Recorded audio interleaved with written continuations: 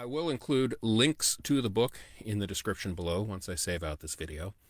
And also, it's worth noting, as I always say, every single penny of revenue from this book goes directly into Benjamin's Special Needs Trust. None of the money ever comes into my account at all. It's 100% there for Ben, and always will be. So, on that note, I'm going to be reading from chapter 17 of my book, and I don't want you to be lost. So the first 16 chapters basically cover Ben's birth and childhood and our move cross-country to Florida and a bunch of other drama and illnesses and such. But this is the climactic part of the book on May 31st of 2012, when Snow White's Scary Adventure closed forever. So, without any further ado, here we go. Chapter 17, The Final Night. We didn't know how the end would go. The only certain thing was that we needed to be there for the last night of operation for Snow White's Scary Adventures, giving Ben the opportunity to say goodbye. We actually discussed it with his autism specialist, and she agreed that the best thing for him would be to make a kind of ceremony out of it to help him process the event. And so we made our plans for that night. I would get Ben from school and bring him to the park. Sarah would meet us there as soon as she was done with work, and we would stay until the bitter end. Knowing how emotionally and physically draining it would be, we let his teachers know that he would not be in school the next day. I arranged my schedule to keep him home the day after the closing so that he could decompress. For better or worse, it was the beginning of the end. Ben and I arrived at the park at about 5 p.m. that night.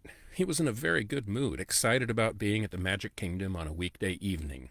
He spent a small amount of time walking through the big gift shop on Main Street, cut through Casey's Corner, across towards Adventureland, and then took the bridge over to Ye Old Christmas Shop in Liberty Square.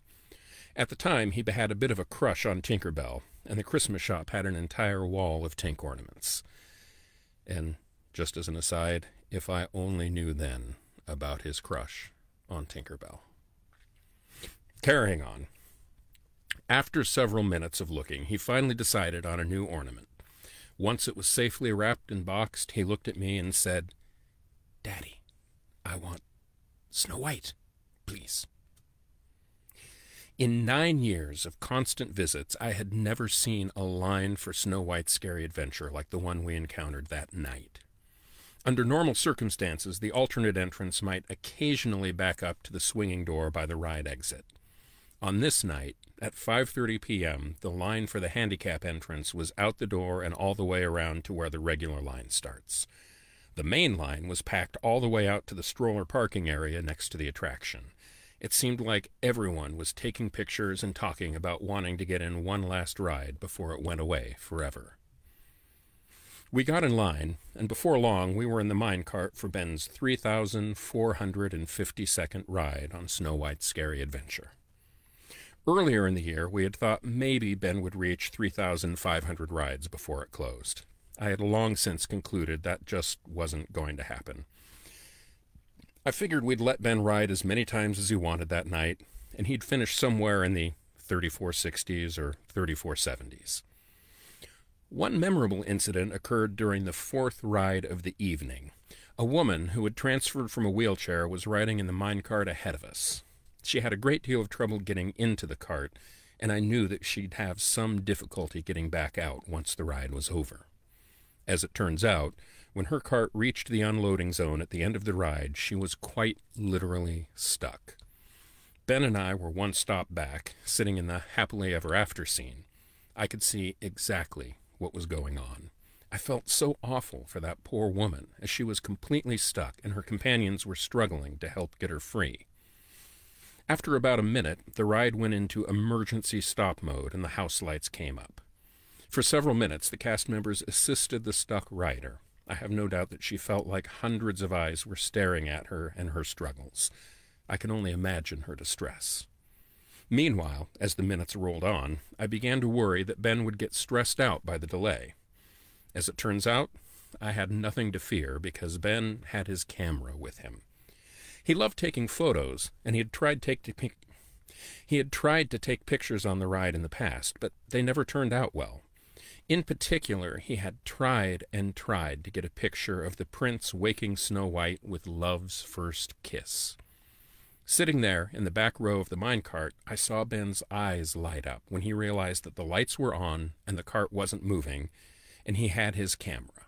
He very carefully turned around and held out the camera, taking exquisite care to line up the perfect shot. He snapped 2 or 3 pictures and was extremely satisfied with the results on the camera's screen. Shortly after that, the cart in front of us finally cleared. As near as I can tell, the woman was uninjured and was able to carry on with her companions in enjoying the park. I truly hope that experience did not ruin her visit. In any case, that was my first inkling that it was truly going to be an exceptional night. What should have been a crisis point that would tip Ben into full-on meltdown instead became the happiest of accidents for him. Everything was breaking his way. He was smiling ear to ear with that infectious grin of his. As we exited the minecart from that ride, we saw that Sarah had arrived. Benjamin greeted her with a smile, and then took her hand and led her back into line for the next ride. I left the 2 of them to catch up and have some mama time while I went to get a couple of bottles of red Powerade for Ben and a cold drink for myself. As Ben and his mom continued doing laps on the ride, very slow laps since the line just wasn't letting up, I could see cast members gathering nearby. Stacy Patrone, the cast member who had taken ownership of creating a special moment for Ben, arrived on the scene and let us know that at 7 p.m. she had a surprise for Ben if we didn't mind joining her at the appointed time. At 7:01 p.m., Ben went on his 3,458th ride, with his mother beside him and with me in the seat right behind. 3 minutes later, we exited the ride to find Stacy waiting for us with a big smile on her face, inviting us to come for a short walk with her. Ben was about to have his truly magical moment. Earlier in the week, a few days before the final night of Snow White's Scary Adventures, I had had a telephone conversation with Stacy. We discussed the possibilities for creating a magical moment for Benjamin on the last evening, and coordinated times and such. She couldn't give me any specifics, but we arranged that whatever happened would be at 7 p.m. I was very careful to stress to her that my family did not expect Disney to do anything for Ben, yet we were extremely grateful for anything that they did do. My one concern had to do with expectations. I was a little worried that whatever they did, Ben might not seem like he was enjoying it. Someone who doesn't know Ben can find it kind of hard to read him, and he can also get overwhelmed if too many people are focused on him. I warned her not to necessarily expect anything like a Kodak moment, but reassured her that whatever she put together, I was sure that Ben would enjoy in his own way. So there we were, on the closing night, just after 7 p.m., being led by Stacy and a couple other cast members to stand over in front of the Friar's Nook just around the corner. Ben was in a happy mood, but wanted to pull us back over towards Snow White's Scary Adventures, since he was having the time of his life and wanted to get right back to it. After a few short minutes of waiting, a door opened, and out came Snow White herself to come talk to Ben. All of a sudden, a huge smile filled Ben's face, and he started laughing hysterically. He was positively transfixed. That Kodak moment that I warned Stacy not to expect? Oh yeah, it was there in spades. Snow White continued to talk to him as Ben very shyly took her hand, and then laughed some more. It was an almost drunken laugh, the laugh you hear from a baby when you play peekaboo for too long and they drift into that delirious, happy state. As Snow White talked to him about the ride and about all of the dwarfs, Ben seemed to be absolutely glowing with joy. A crowd began to gather behind him. I had to take off my glasses to dry my eyes. Now, I can assure you that I am the manliest of men, and I'm positive it was just allergies or perhaps a speck of dust that got in my eye. Whatever it was, it seemed to be spreading to everyone nearby. There was not a dry eye in the house. This went on for several minutes, and Snow White never let up, never broke character even for a moment. She knew how many times Ben had been on her ride, she knew what his favorite moments in the ride were, And most of all, she knew how to keep him engaged and joyously happy. Eventually, she invited Ben to go on the ride with her. He gleefully agreed. Stacy led the parade with Ben and Snow White, Sarah, several other cast members, including 2 photographers, and myself. The crowd parted in front of us, and we were guided straight to the front of the line.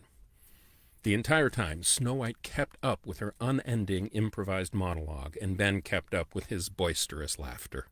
Soon, we were in the minecart. One of the photographers joined us to continue snapping pictures of the encounter.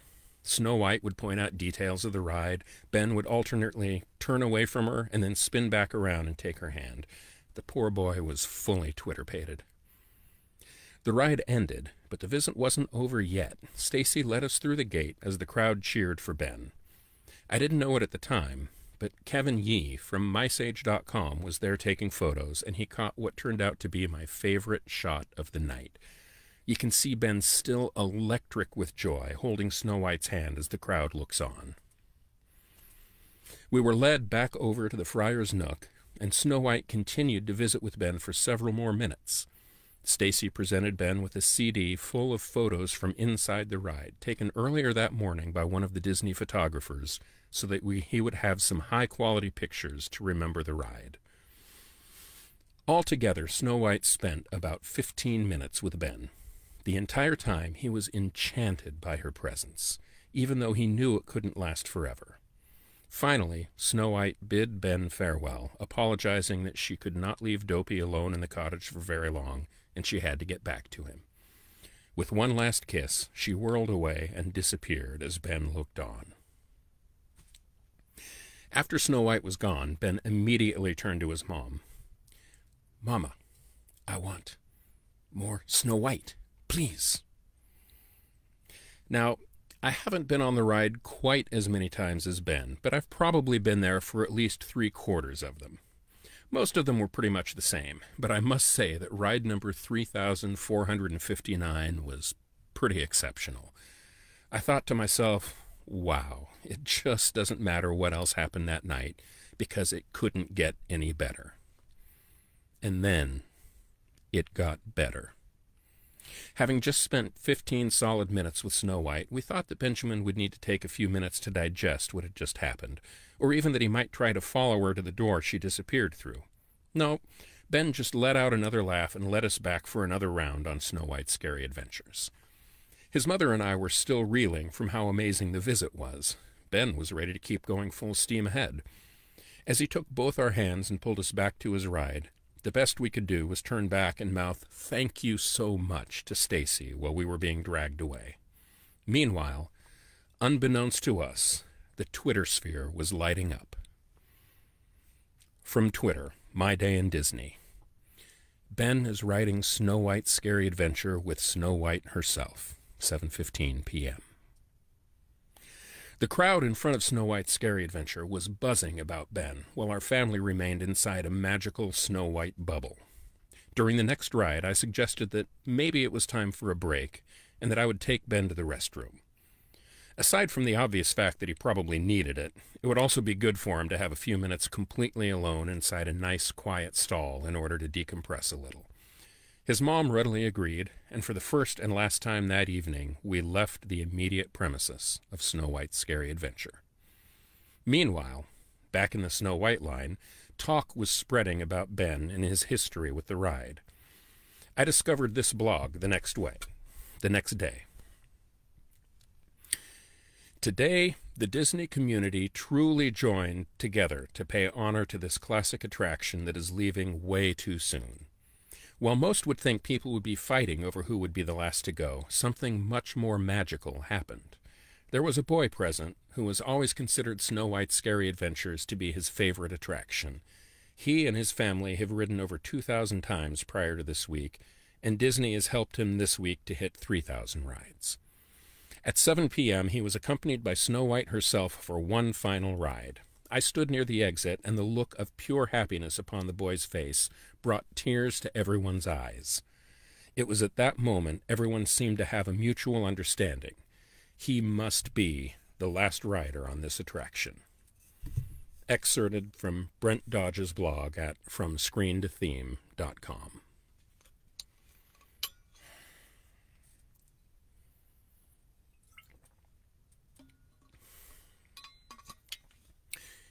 By 7:45, we were back at the ride and settling into a groove.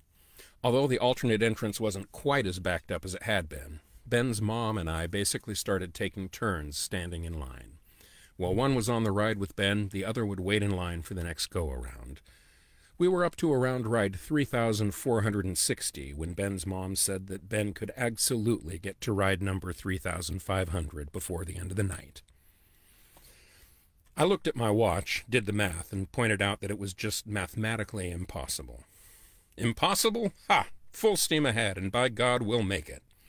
I never believed it for a moment, but it was something to keep us old folks engaged as Ben rapturously drank in ride after ride. The evening became a blur, and throughout it we kept meeting interesting people. One was Kenneth Sundberg, otherwise known as Ken Nettie, author of the website Snow White's Adventures, The Tribute, who had flown all the way from Finland to witness the closing of the ride firsthand. Another was the guy wearing a Save Snow White's Adventures t-shirt, who was thrilled to be able to say hello to Ben. We met a mother with her 2 young autistic children, also looping through the alternate entrance at the same pace as us. At one point, I noticed another mom with an autistic boy who was only a year or 2 younger than Ben. This boy's entire demeanor reminded me so much of Ben. The hand flapping, the huge smile, the big hugs. He was having a great night as well, and his mom was rightly proud. On one ride, while Ben and I were sitting in the second row of the minecart, the guy in the front row turned around and introduced himself as Kevin Yee. He started to explain who he was, but I recognized the name immediately, as I had often read his columns on mysage.com. He told me that he had taken several pictures from Ben's ride with Snow White, and he would be happy to send them to me. From Twitter, Varsinic Wilson. I was lucky enough to have Ben in my minecart for my 33rd ride today. You can really see him light up when he's on Snow White's Scary Adventures. More rides, more people. As 9 o'clock came and went, we counted up to 3,475 rides while the clock counted down to the ride's closing. Ben was still going strong with no hint of tiring as his normal bedtime flew past. Meanwhile, the crowd continued to be festive and celebratory. Among those coming to pay their final respects was a mother dressed impeccably as the Evil Queen, complete with a lovely red apple in her hand, along with her young daughter dressed as Snow White. They were real crowd pleasers. Also present was my friend and fellow Snow White enthusiast, documentary filmmaker Robert Lugai. He had generously offered to film Ben's last night on the ride so that we would have some kind of keepsake to commemorate the event. Throughout the night, Robert continued filming Ben as much as possible without intruding or distracting. But as it got darker out and Robert had to start using his lights, it became yet another indication to the crowd that something big was going on with Ben. Periodically, Stacy would check in to see that Ben was doing okay, and the other cast members performed like rock stars, keeping everything rolling along. Around 9:30 p.m., we were delighted by the surprise appearance of Ben's grandfather. He works in maintenance for the Magic Kingdom. I gathered he had decided to come in a little early for his shift that night so that he could see Ben. Not surprisingly, Ben was thrilled to see Grandpa the next time he came through the line. He was not quite so thrilled that he was willing to slow down his pace. By then, Ben was up to 3,482 rides, and he wasn't slowing down for anything. I think it was somewhere around then that the Fantasyland courtyard was cleared in preparation for the Wishes fireworks show. The line for Snow White's Scary Adventure was rerouted to run back in front of the Seven Dwarfs Mine gift shop and along back by the Friar's Nook. I could no longer tell by looking just how long the line was. I only heard snippets of conversation from the crowd about how far back it stretched. And still, the steady countdown to the end marched onward as Ben's ride count ratcheted up and up. The fireworks started at 10 p.m. For those of us in front of Snow White's Scary Adventure, it felt like they were all for us, a fitting pyrotechnic salute to an attraction that had served the Magic Kingdom proudly since opening day on October 1st, 1971. Normally, Ben doesn't like the loud thundering of fireworks shells, but he was in the zone and not letting up. Somewhere shortly after the fireworks, I had a brief conversation with Stacy and mentioned that Ben was actually up to 3,490 rides. It's crazy, I said, but he just might make it. All you have to do is slow down the line. I said it with a laugh, and I was by no means serious. The line had been capped at 10 p.m., so that no further guests could join it, and I knew that it wouldn't be much longer before it was all over. There certainly wasn't a half hour's worth of people left waiting in the queue. Ben would finish his Snow White's Scary Adventure career somewhere in the low 3,490s. And then suddenly, at 10:27 p.m., it was the moment of truth. The clock had run out, there were no overtimes remaining. We came off ride number 3,492 to find that there was nobody else left in line. A crowd had gathered along the rope line to cheer on the last riders. Ben was led to the empty loading zone along with the rest of us. The last few guests cycled out of their minecarts, and then along came a cart that was empty but for an orange traffic cone placed in the front seat to indicate that there were no other occupied carts behind it. From Twitter, Mark Deba. Ben and his family are the last guests to ride Snow White's Scary Adventure. I'm about to cry again.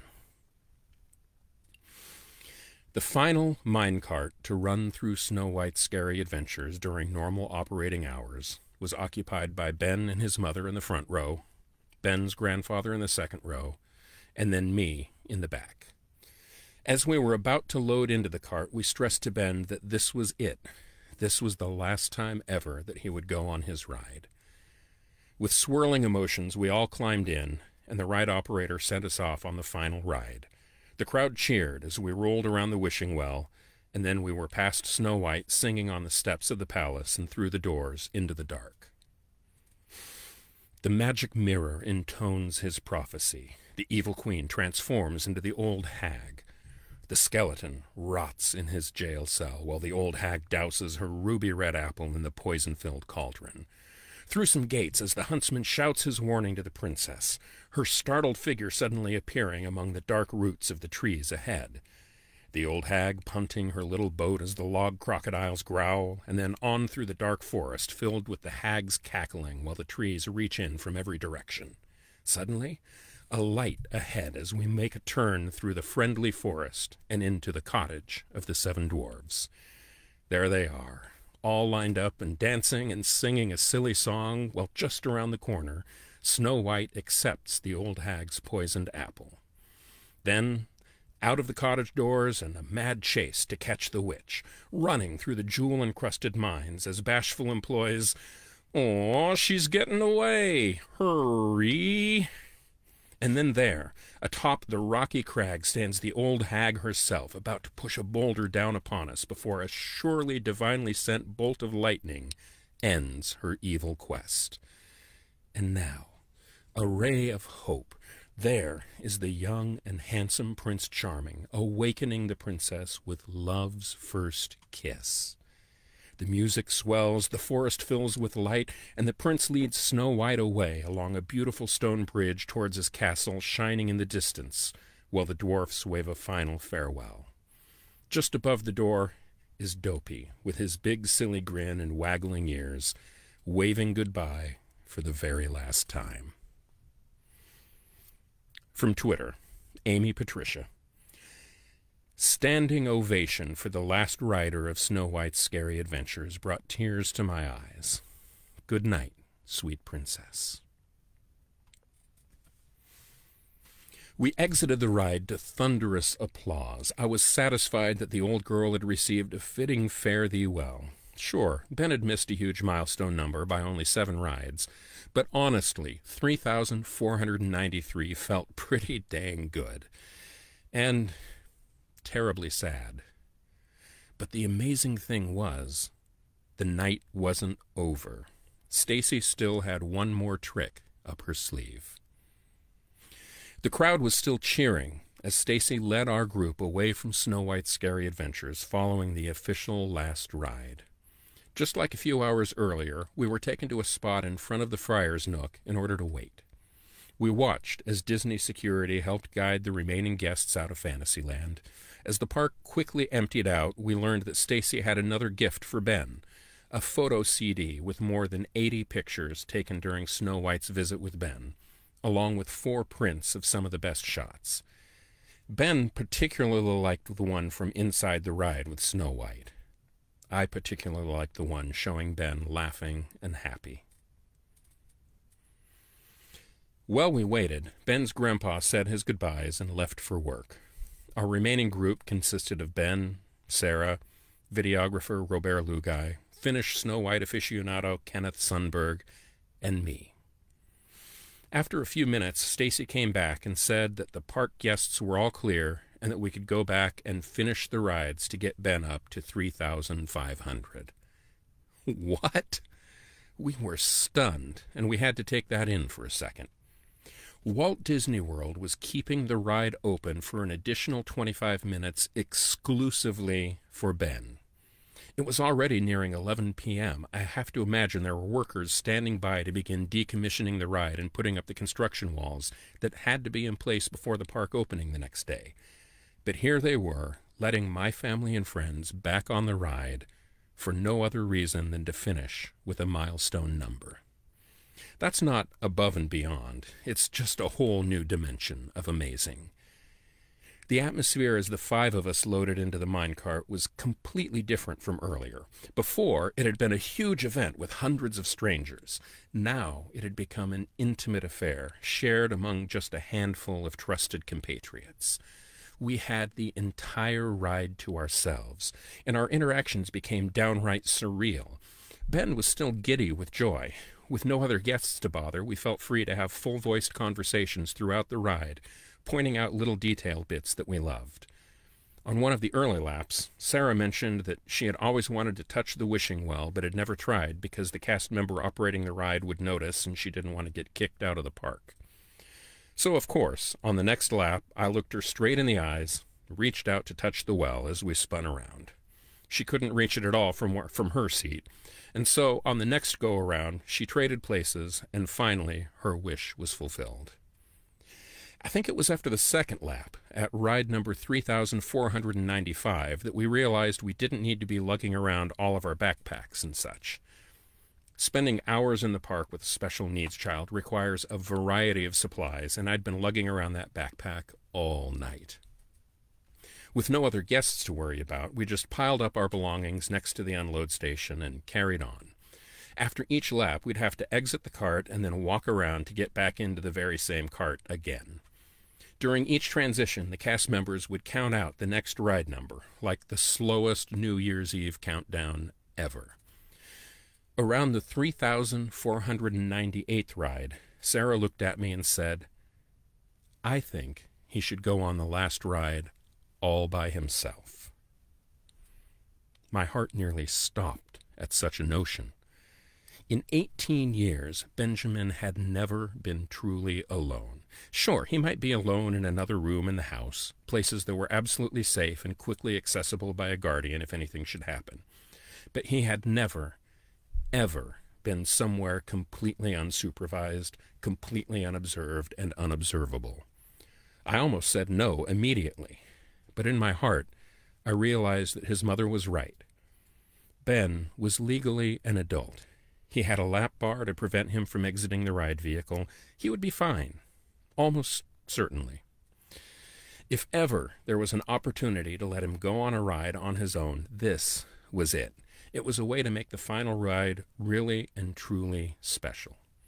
By the 3,499th ride, we were in agreement, although my stomach was still twisting in knots at the idea. And then it was the moment of truth. We all exited the cart. Ken stood off at a respectable distance, allowing us to have the moment as a family. Robert collected his camera and set up to film Ben's last ride. We led Ben over to the loading zone, gave him a big hug, and then told him to go ahead. He looked a little confused at first, and then smiled in disbelief. With his iPod in one hand, a single earbud in his left ear, and with his camera in the other hand, he embarked on the very last ride. We waved, blew him kisses as he rounded the wishing well, and then he was through the doors and completely gone. I turned to Stacy and said, "There are cameras in there, right? There's somebody in a security room somewhere that can see everything that's happening?" "Nope," she replied cheerfully, "but there are intrusion mats everywhere. In any case, the lap bar will keep him in the cart." I knew about the intrusion mats, which are pressure-sensitive rubber rectangles placed on the floor in strategic locations that will halt the ride if anyone steps on them. Their presence, though, did not provide me any peace of mind. I looked at my watch, and then I looked at the exit doors. Empty cart after empty cart paraded by. I had visions of those doors opening to a cart vacant, but for an iPod and a camera perched on the front seat. The headlines the next day would read, "Autistic boy disappears from Disney ride." I imagined a vignette several decades in the future, a grizzled old coot of a maintenance worker saying in hushed tones to a new employee, "And to this day you can hear his ghost moaning in the building, mourning the loss of his favorite ride." Surely it had been 3 minutes by now, and still Ben had yet to appear. I realized that I was holding my breath as I noticed abstractly that Robert had set up his camera shot to get the perfect view of Ben's exit. Finally, after what seemed like hours, those doors swung open, and there was my happy young man, still clutching his iPod and his camera. We all let out a cheer as the minecart rolled to a halt, and then Benjamin got big hugs all around. And that is how it was that Benjamin's actual last ride was a huge milestone, not because of the big round number, and not because he was the last guest to ever go on the ride, but because that final ride was the first step on a terrifying and exhilarating new adventure. All alone in that minecart, Benjamin took his first giant step towards independence. 3 minutes alone on a dark ride may seem like a small thing, but for our family, it was a tremendously magnificent feat. Of everything else that happened on that remarkable night, that is the thing that will be etched into my memory forever. After Ben completed his final ride on Snow White's Scary Adventures, we gave our heartfelt thanks to all of the remaining cast members. Then we were escorted out of Fantasyland so that the maintenance workers could get on with the task of erecting the construction walls. Ken thanked us for allowing him to share in the experience of those last half-dozen rides. Then he and Robert left for their respective lodgings for the night. Even though it was well past 11, Ben was still buzzing from the whole experience and didn't show any signs of winding down.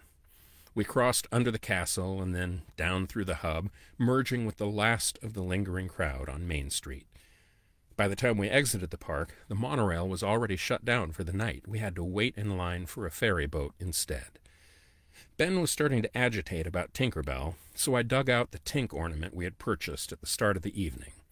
That placated him, at least for a little while, but it was clear that he was on the edge of tipping over from happy to tired and cranky. I dearly hoped we would manage to get him all of the way to the car before that particular time bomb detonated. Fortunately, the boat came quickly, and before long we were walking through the Ticket and Transportation Center en route to the car. Ben stopped to take a photo of a Tinkerbell window decoration, which was when I thought to take a glance at his camera to see if he actually took any pictures during that last solo ride. As a matter of fact, he did capture a shot of his absolute favorite moment of the ride. Bashful in the mine, crying, "She's getting away!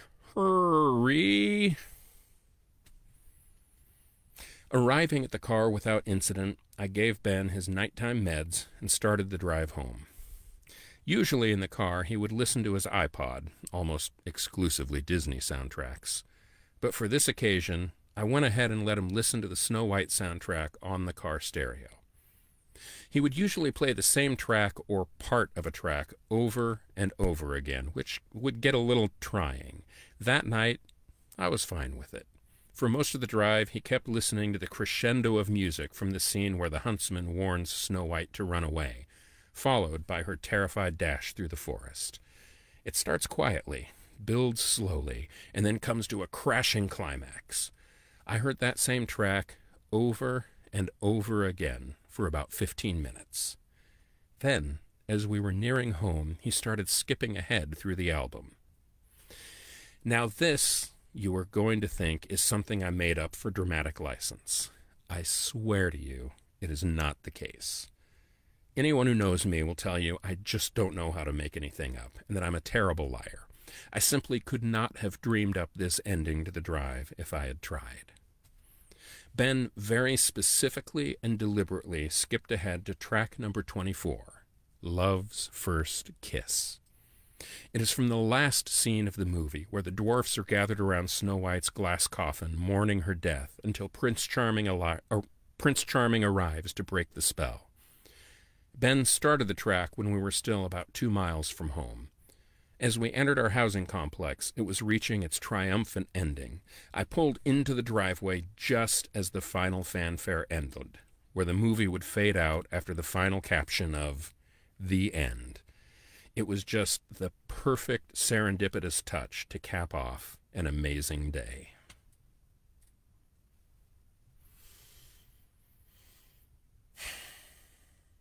And that is the true story of the last night of operation for Snow White's Scary Adventure.